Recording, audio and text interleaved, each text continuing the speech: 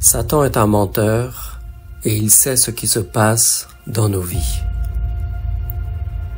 Ainsi, quand on a faim, que nous sommes en colère, que nous sommes seuls ou fatigués, nous sommes vulnérables.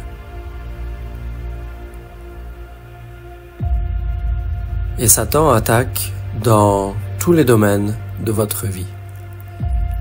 En vérité, il attaque là où vous êtes le plus vulnérable.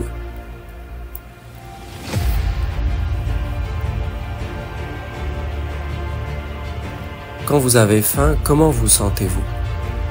Quand vous vous mettez en colère, comment vous sentez-vous? Quand vous vous sentez seul, comment vous sentez-vous? Quand vous êtes fatigué? C'est durant ces moments que nous sommes les plus vulnérables et c'est là qu'il attaquera. Il sait exactement quand nous attaquer et comment nous attaquer. Il connaît nos points faibles, tous, et nous avons tous au moins une faiblesse, si ce n'est plusieurs. Alors c'est ainsi qu'il opère. Et en plus de cela, ce qu'il fait, c'est qu'il crée le doute.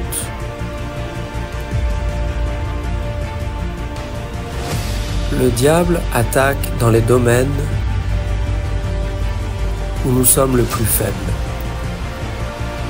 Et en plus, il va créer le doute dans nos esprits. Pourtant, nous avons la parole de Dieu. Et Dieu nous dit qu'il subviendra à tous nos besoins.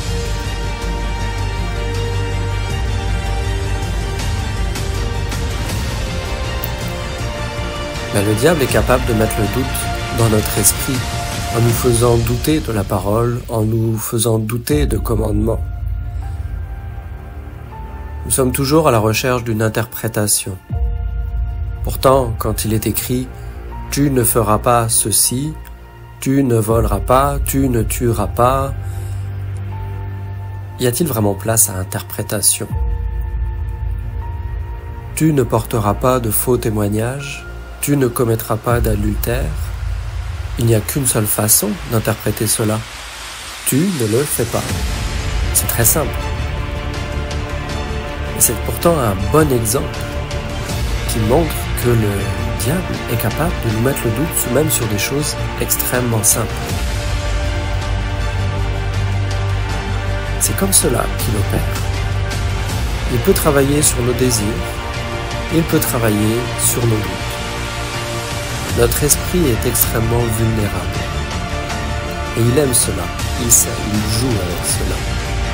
Il aime nous faire entrer dans un débat avec nous-mêmes, un débat avec lui. Et c'est là où est le piège. Pourtant, le Christ avait dit, si c'est écrit, c'est écrit. C'est-à-dire que si le texte est là, nous l'avons sous les yeux, il n'y a qu'à l'appliquer. Et nous n'avons pas la force par nous-mêmes de traiter avec le diable, de débattre avec lui. C'est pour ça que nous devons nous reposer sur la parole de Dieu, sur ses enseignements.